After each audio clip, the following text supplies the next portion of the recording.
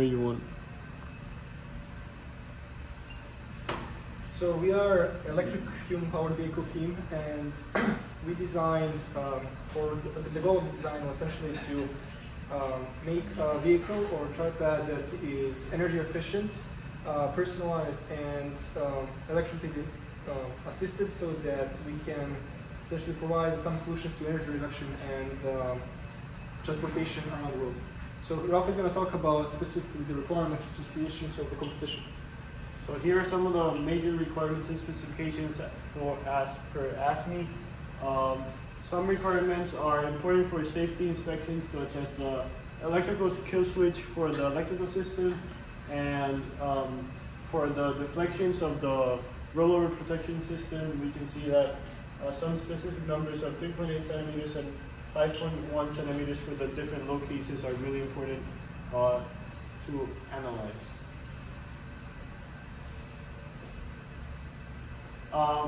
We based our model from the 2019 iteration.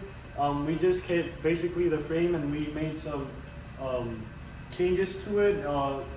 And those changes are the frame in the rear triangle, and in addition for taller drivers, we changed the drivetrain and the steering. And now I'll leave you with Chris to talk more about initial testing. So when we first took over the 2019 bike, we wanted to determine what we thought the weak points were. So we set up a course that we thought was representative of the actual race course. It had stops and turns.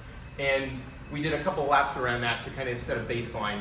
And then once we had finished our modifications, our new bike, we tested that against it. And as you can see, we had about a 30% increase in speed. So we were a lot faster around, which is fairly significant. This is an overall CAD design next to the actual bike on the race course, just to give you an idea of what changes we made. So we're going to go into the subsystems now. The first one we'd like to discuss is steering.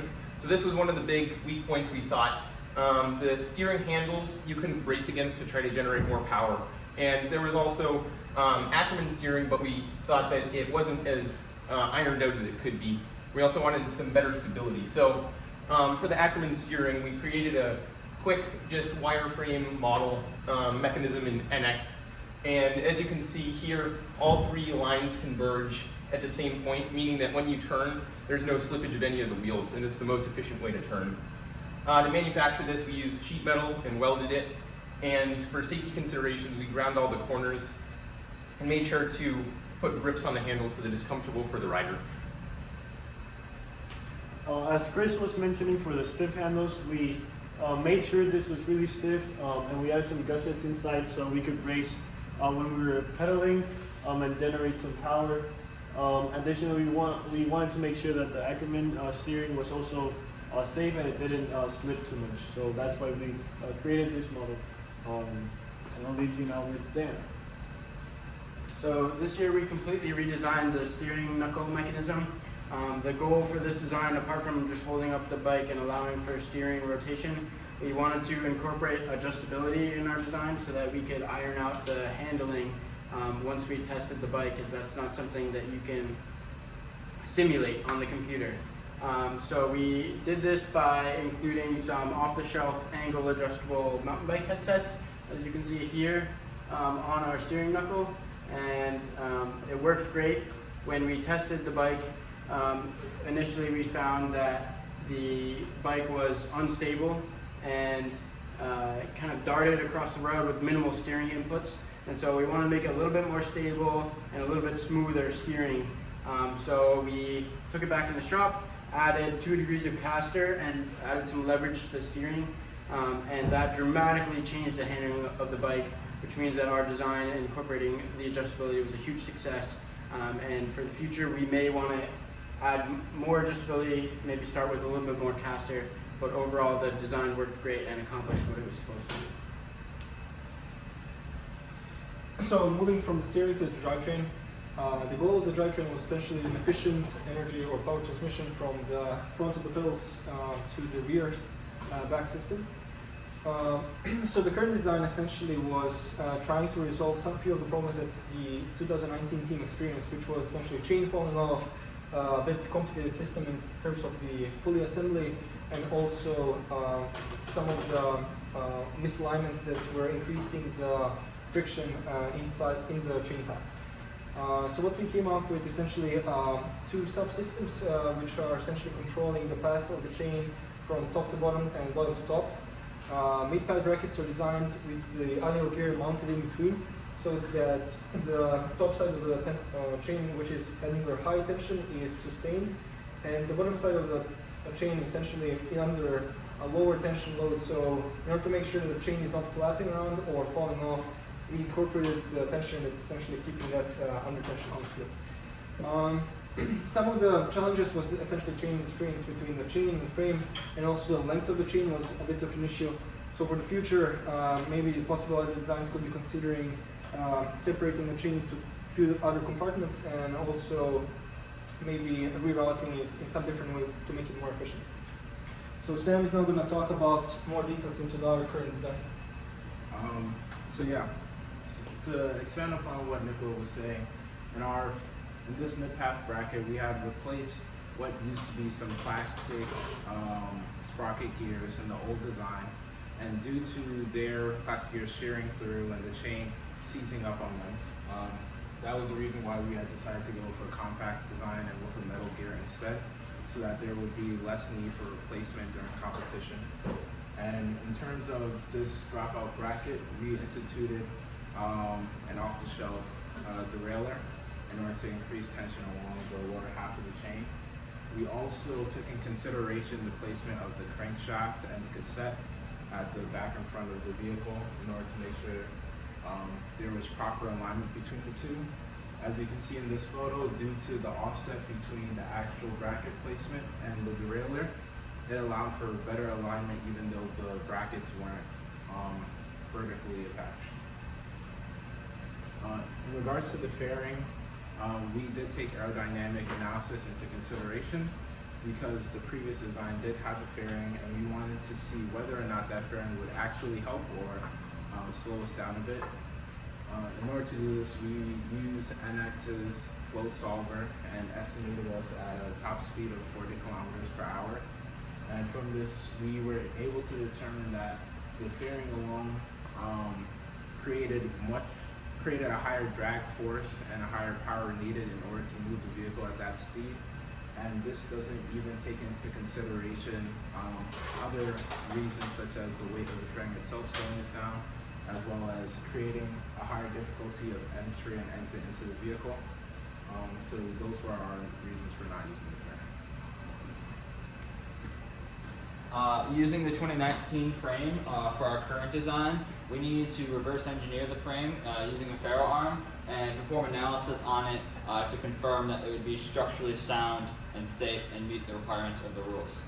Additionally, we also added an extra bit in brown here to the top of the fairing to protect our tallest riders in the event of a rollover crash.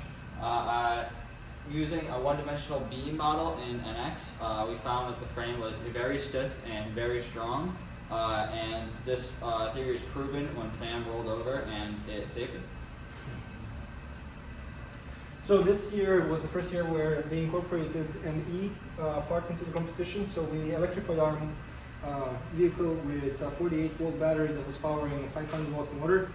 So regarding the circuitry, this had to be essentially protected and isolated in the case of an emergency, which is why we used a rigid bulkhead to isolate the electric system from the driver, and incorporate an emergency stop on the top of the wheel to cut off the battery from the rest of the system in the case of a fire or anything else. So general outline, essentially the battery was connected to the emergency stop, which was connected to the fuse box, which was controlling the amperage passing through the system, connected to the controller, which was powering the motor.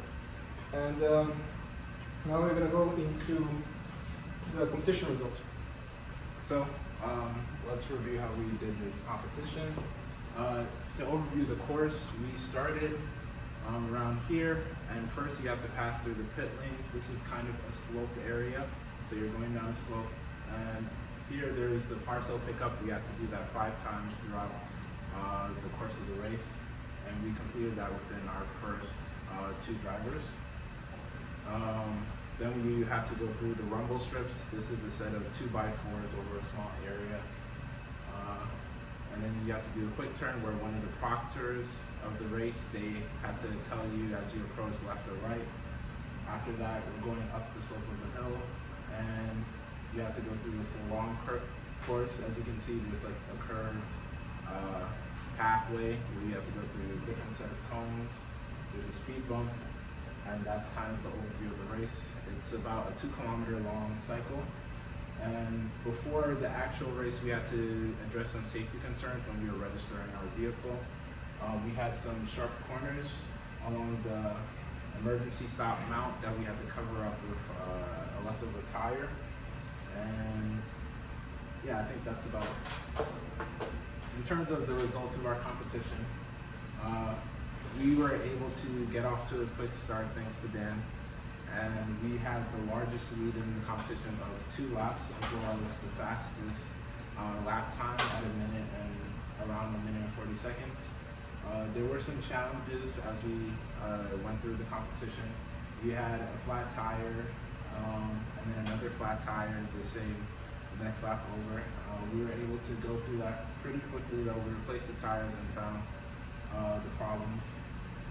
We had a crash around lap 44 where the spokes on the right wheel had come off, as you can see here. But if you extrapolate some of our timing from our first 3 riders onto after, you could calculate that we would have around 60 laps, which is near the amount that the winning team had. So once we got back to campus, we took apart the bike and we evaluated the failure. We found that the cause of the failure was the spokes that were used when the wheel was built, which was something that we had taken from the previous design. We found that the spokes were actually double-butted spokes. As you can see here, the diameter where the threads were rolled is smaller than it's supposed to be, which caused the spokes to rattle loose from the nipples that go through the rim, and then eventually, after enough spokes rattled loose, the entire wheel failed. To remedy this, we rebuilt the wheel with straight gauge spokes where you can cut anywhere along the length, and as you can see in this side-by-side photo, that gives us a much more defined threads which engage properly with the nipple and should last as long as we need them to. In conclusion, we made significant improvements on the 2019 bike. Reusing the frame, we improved steering and handling. The steering was more stable if you took your hands off the wheel. It was easier and stiffer, allowing you to take turns faster. The adjustability was huge. We also added an electric motor. This allowed us to go faster and allowed us to burn less energy as a rider. We removed the fairing, which reduced drag, and we improved the drivetrain significantly, reducing chain jumps and chain drops.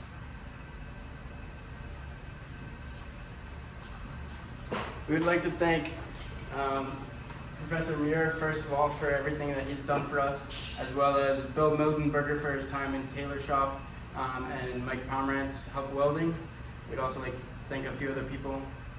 Like Jim Alkins, as well as Chris Pratt for helping us with manufacturing. And the UR Baja team, they came in touch. Thank you, Connor. Yeah, thank you. Thank you. Thank you.